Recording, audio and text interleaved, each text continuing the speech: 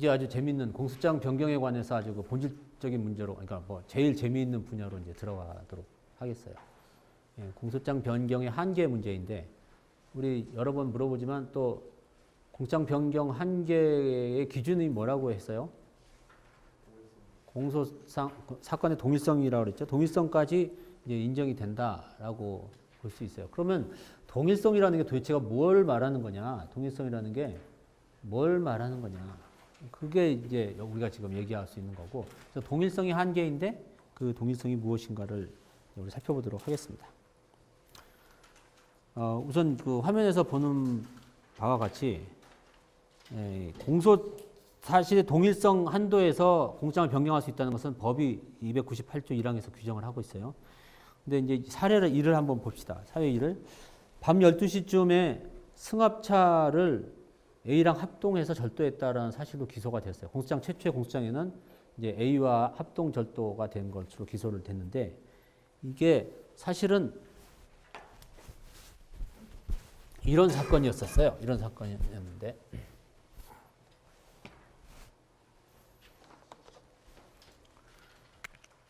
여기 승합차가 있었는데, 승합차.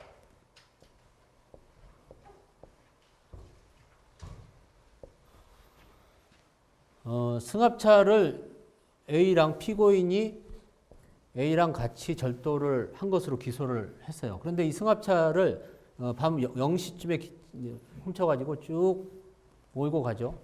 몰고 가서 여기쯤에서부터는 이제 누가 몰았냐면 피고인이 몰았어요. 피고인이 몰았는데, 승합차 여기서부터 피고인이 또 이제 몰고 갔었죠. 이게 이제 2시쯤이었어요.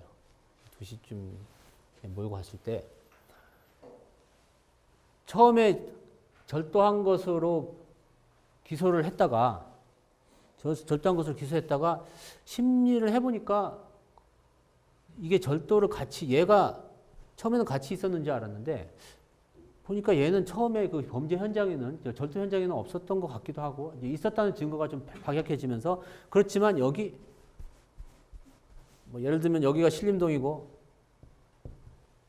여기가 뭐 무슨 동이 있나, 신림동에서 구리시쯤 된다고 합시다. 구리시쯤 된다고 했을 때 얘가 구리시부터 운전한 것은 확실한 것 같아. 그런데 신림동에서 여기까지 갔는지는 좀 불분명할 때 검사가 그래도 일단 이걸로 기소를 하고, 이게 안 되면 요거를 처벌해달라고 이제 공소장을 변경을 하는 거죠. 예비적 추가죠. 예비적 추가로 공소장을 변경을 했을 때 이 공소장 변경이 허용될 것인가? 라는 문제예요. 공소장 변경이 허용된다면 뭘 전제로 하겠어요? 요거와 요것이 같은 사건이다라는 것을 전제로 하는 것이고, 공소장 변경이 허용되지 않는다라고 하면 요거와 요것이 다른 사건이다라는 것을 얘기하는 것이죠. 여러분이 얘기를 한번 들어볼까? 정답이 아닌 것은 없어요. 제가 보기엔 동일성을 인정하지 않아야 된다고 생각을 합니다. 동일성 인정하지 않아야 된다. 네. 그 얘기는 다시 말하면 이걸로 기소했다가 이걸로 공소장 변경하는 것은 허용하면 안 되겠다. 네. 그런 얘기죠. 이유는? 일단 시간의 경과 자체를 고려를 해야 될 것 같아요. 시간이 달라. 시간이 2시간이나 차이 나요. 네. 그 다음에 그리고 범죄의 양태가 아주 동일하다고 말할 수 범죄도 달라요. 이거는 훔치는 거고, 이것은 물건을 그 판례 사건에서는 작물을 운반한 것이라고, 이렇게 운전해 갔기 때문에 운반했다고 하는데, 또 예를 들면 D가 난 모르는 사람이다 그래가지고 이때 나는 단지 승합차를 가져온 것을 취득했을 뿐이야, 이렇게 얘기할 수 있고, 그럴 때는 작물 취득이 될 수도 있고, 하여튼 작물죄고 절도죄다, 혐의가 모양이 다르다, 이런 것들이 또 있을 수 있죠. 그래서 사실도 다르고 모양도 다르고 시간도 다르니까 이건 같은 사건이라고 볼 수가 없다. 이제 그런 잘 얘기하셨어요. 그런 동일성 부정설이 나타났어요. 그럼 혹시 동일성 긍정설 주장하실 분 있어요? 네, 말씀해 보세요. 바로 뒤에서 공격을 하겠군. 제가 보기에는 그렇게 구성 요건이 기계적으로 다르다고 해서 어떠한 연결된 행위에 대해서 사실관계가 그 동일성을 부정해 버리면 네. 부정해 버리는 건 좀 옳지 않다고 보고요. 예를 들어서 예를 들어서 절도 행위로 어떤 물건을 취득했을 때 그 물건을 본인의 이득에 사용한다는 뭐 사용하기 위해서 이동한다거나 뭐 작물을 처분한다든지 같은 경우는 얼마든지 최초의 구성 요건에서 합리적으로 추측할 수 있는 거기 때문에 네. 두 개를 사실상 동일한 사건으로 봐야 되지 않느냐 그렇게 생각합니다. 사실상 동일한 사건이다. 그 논거를 좀 간략하게 말하면 뭐가 될까? 지금 우리 학생이 얘기한 것 중에서는 구성 요건만 갖고 하면 안 되겠다. 구성 요건이 물론 구성 요건이 다르죠. 구성 요건이 다르기 때문에 구성 요건만 갖고 하면 안 되겠다. 그 얘기는 범죄의 태양이 좀 달라도 같은 사건으로 인정하는 것이 좋겠다라는 이제 주장을 하게 되는 거고 또 이제 그 정도 또 어떤 주장을 같이 보겠다는 의지는 좋은데 그러니까 그 예를 들어서 최초에 음. 저 사건을 예를 들었을 때 자정에 그 승합차를 탈취한 행위는 이제 그 행위로서 이제 그 승합차를 운반할 수 있는 것까지는 충분히 예측할 수 있기 때문에 네. 요거와 요거는 밀접하게 연결된 것이고 충분히 예측할 수 있다. 누가 예측을 해요?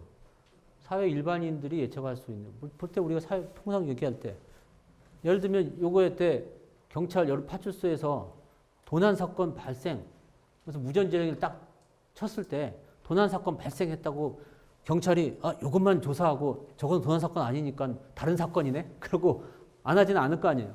그런 도난 사건 발생하면 이런 것들을 우리 사회는 다 같은 한 사건으로 이제 본단 말이에요. 일반적으로 관념상. 그러니까 지금 우리 학생이 잘 얘기해 줬는데 이 학생은 구성 요건만 볼 것이 아니고 뭔가 우리 사회적으로 그거를 하나의 사건이라고 볼 것인가, 그래서 사회적으로 이 사실관계가 같은 것이라고 볼 것인가라고 하는 소위 기본적인 사실관계가 같은가, 기본적 사실관계가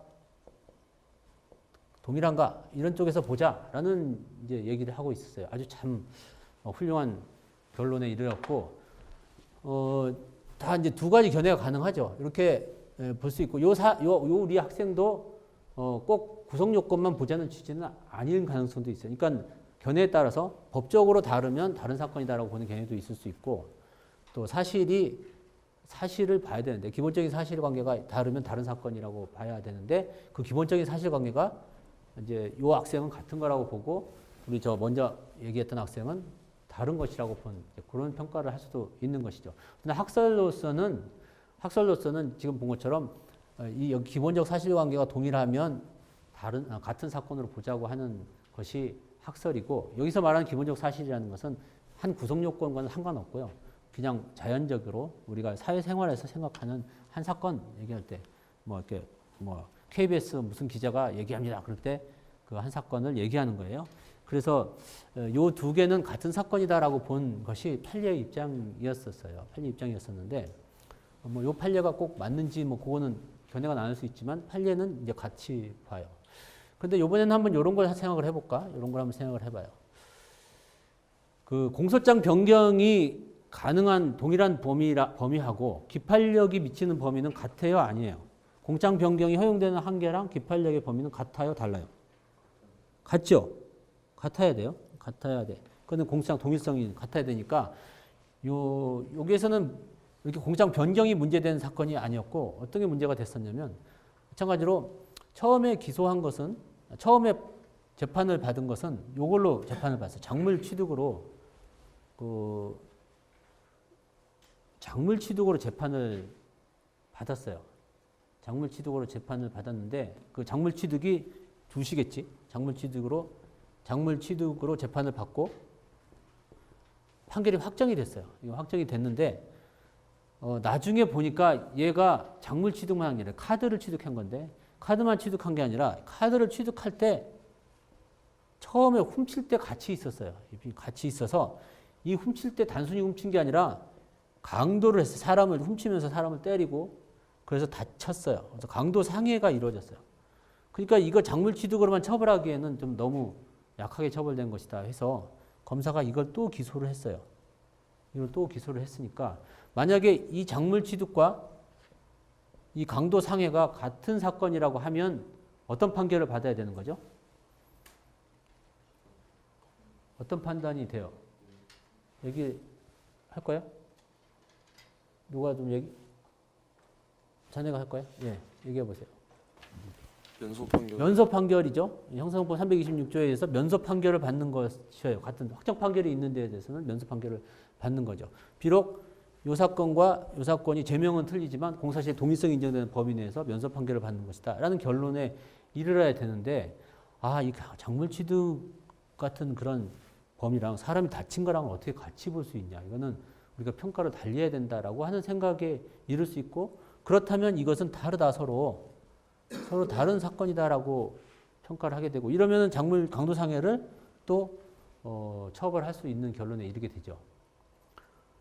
이렇게 본다면 지금 판례는 이런 입장이에요. 요 강도상해를 또 처벌할 수 있다라고 하는 입장이에요. 이렇게 본다면 요 1번과 2번의 차이는 뭐예요? 그러니까 1번은 다른 사건이라고 본 거고, 1번은 같은 사건이라고 본 거고, 2번은 다른 사건이라고 본 거죠. 양자의 차이가 뭐예요, 도대체가? 네, 얘기해 보세요. 1번은 일단 절도는 사람의 신체에 대해서는 피해가 안 가는데, 강도상해 같은 경우에 사람의 신체에 대해서 피해가 가기 때문에 피해 법익이 좀 달라질 것 같습니다. 피해 법익이 달라졌다는 것은 어떤 의미를 가진 거예요? 피해 법익이 달라지면 사건이 달라지나?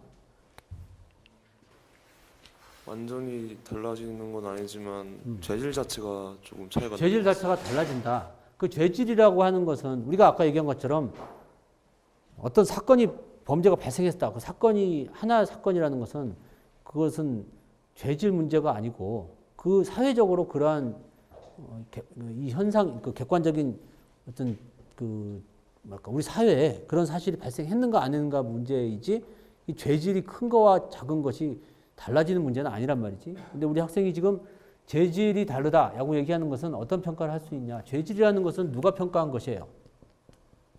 죄질. 죄가 중하냐 안 중하냐라는 것을 평가하는 것은 법이 평가하는 거예요. 법이 살인죄는 중하다고 평가하고 폭행죄는 중하지 않죠. 살인죄보다는 약하다고 평가를 하는 것이죠. 그 사건 자체는 객관적으로는 사건 하나란 것은 똑같아요. 근데 중하고 안 중하고의 평가일 뿐이다. 즉 규범적인 평가를 더 하고 있다. 이렇게 얘기를 할 수 있죠.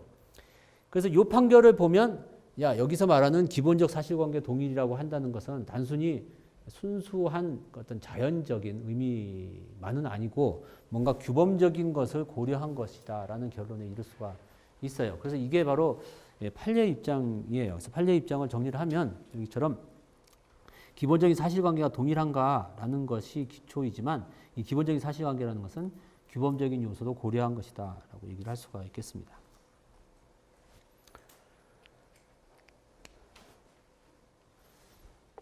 요 면에서 이제 이런 것들을 한번 생각을 해보면 좋겠어요. 이렇게 해서 판례는 이렇게 됐지만 요건을 다시 한번 봐. 만약에 그래서 요거는 우리가 작물 취득죄로 처벌을 해가지고 강도상해를 처벌 안 하는 것은 부당하기 때문에 그런데, 이런 결론에 이르려면 어떤 결론도 이르러야 되냐면, 처음에 작물 취득죄로 기소를 했는데 심리를 해보니까 얘가 작물 취득만 한 게 아니라 원래 훔칠 때 같이 훔쳐서 사람을 때리고 다치게 했다라는 것이 밝혀질 때, 그럼 공소장 변경을 할 수 있다는 거예요, 없다는 거예요?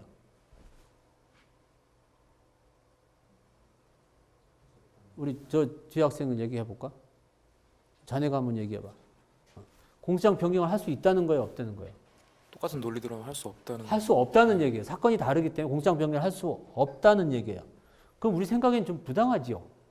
이거는 이렇게 됐으면 이렇게 바꿔서 이렇게 해야 되지 않느냐라는 좀 부당한 면이 좀 있어요. 그래서 이렇게 규범적인 것을 많이 고려를 하는 것이 이 면에서는, 그러니까 처벌의 면에서는 뭐 우리가 이해할 수 있는 거지만, 이렇게 또 이쪽으로 뒤집어서 보면은 꼭 그것이 옳은가에 대해서도 의문이 있을 수 있고, 따라서 요 판결을 난 요 판결은 그 대법관님 사이에서도 견해가 좀 나뉘었던 그런 케이스였었어요.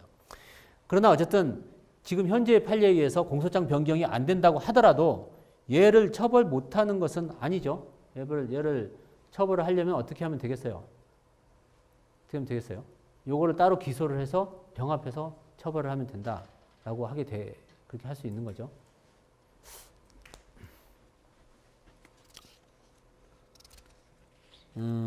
그리고 요거랑 관련해서 이제 많이 판례가 문제됐던 것이 경범죄 문제인데, 보통 이제 어디 술집에서 술 먹다가 싸우고 뭐 이러면은 소란하니까 여기 이제 경찰 파출소에 신고하게 되고, 그럼 파출소나 지구대 경찰이 가서 이제 그것을 입건을 하게 되는데, 그게 이제 정식 입건이 아니고 보니까 뭐 소란하고 그러면 그냥 이제 훈방 조치하기도 하고, 또 소란이 많았을 때는 그거를 직결 심판에 돌리기도 하고, 경범죄 처벌의 경우는 범칙금 통보를 해가지고 범칙금을 납부를 하게 할 수 있고, 범칙금을 납부하게 되면 확정 판결과 동일한 효력을 받게 돼요.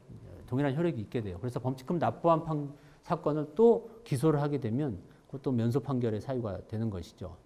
그런 이제 구조를 가지고 있어서 과거에 이제 어떤 판례들이 많이 있었냐면, 이런 게 있었어요. 정류장 질서를 어지럽힌다고 해서 경범죄로 처벌받았어요.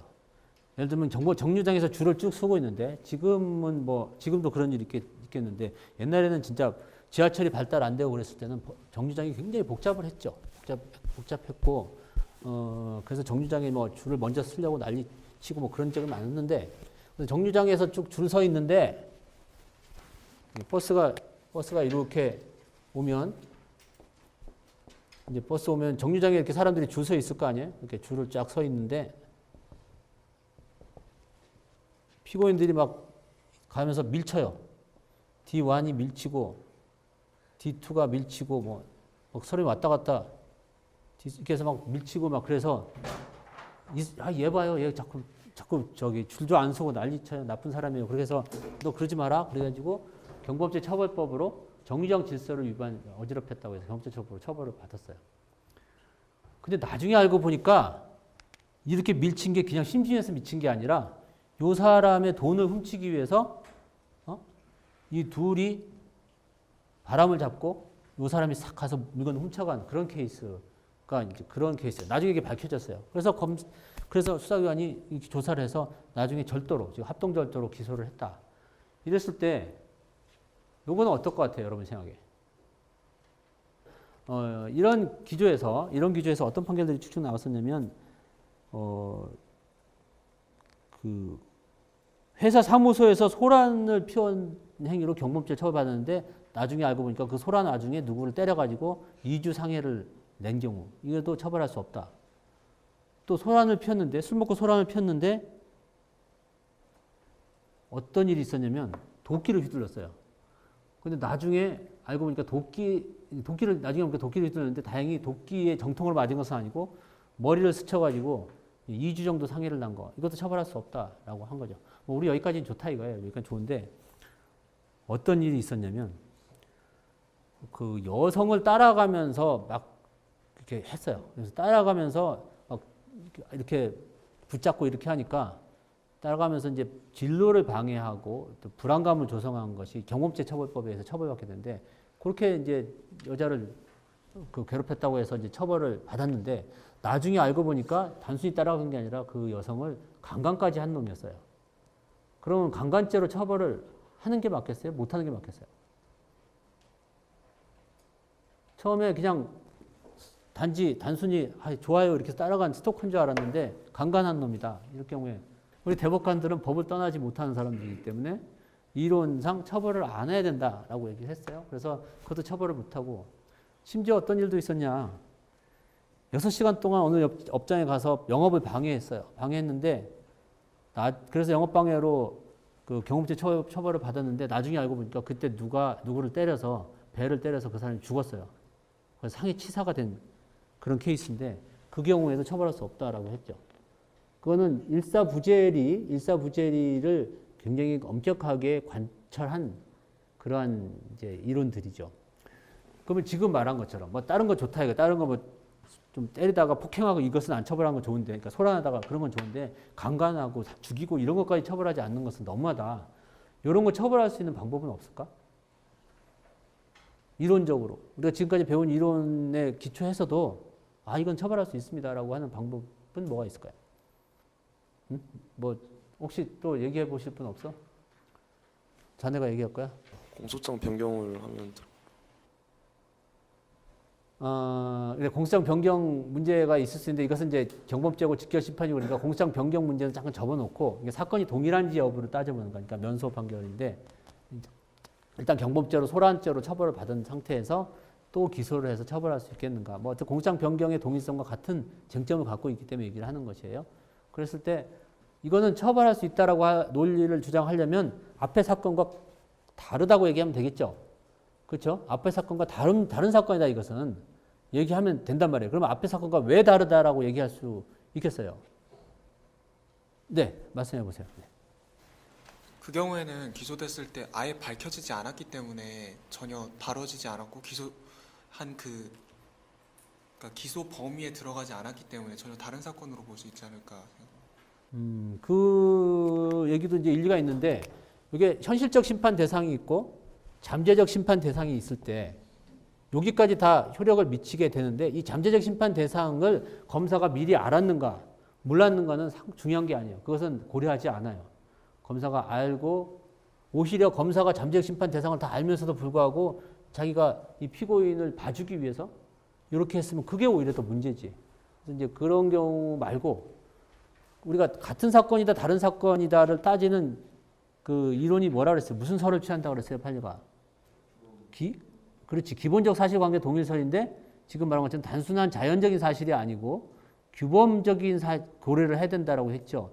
그걸 고려해서 한번 얘기를 해보세요. 경범죄 그 소란을 했는데 강간까지 한 사람을 처벌할 수 있다라고 얘기하는 논리를 개발해 보시겠어요? 네, 다시 얘기해 보세요.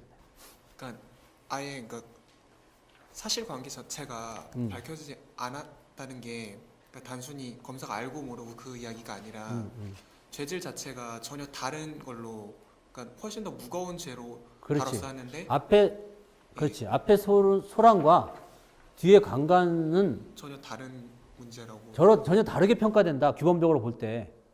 비록 같은 시점에 일어났고 사회적으로는 같은 그 무렵에 같은 사람, 같은 피고인과 같은 피해자 사이에 일어났지만 그러나 사회적으로 우리가 그것은 동일한 사건이라고 볼 수가 없다. 규범적으로 평가할 때 전혀 다르다라고 하는 견해를 그런 이론을 만들 수 있고 거기에 의하면 처벌을 할 수가 있는 거죠. 그러니까 지금까지 판례는 그랬지만 그 판례를 이렇게 반박할 수 있는 논거는 존재한다라고 하고 그래서 그런지 이제 최근에 지금까지 말한 것들은 좀 오래된 판결들이고 최근에 어떤 판결이 나왔냐면 인근 소란으로 경범죄 범칙금을 납부를 했어요. 그러니까 확정 판결이 있는 건 똑같죠.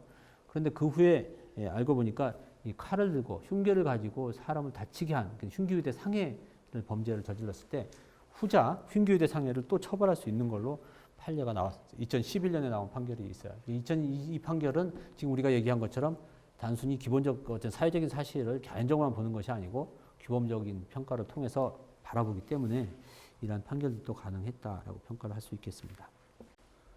공소장 변경의 요부에 대해서 보도록 하겠습니다. 공소장 변경의 요부라는 것은 뭐냐면 요망한 여인이 아니고요. 요망한 요인이 아니고 공소장 변경이 필요한가 아니면 필요하지 않는가라는 그러한 문제예요. 예를 들면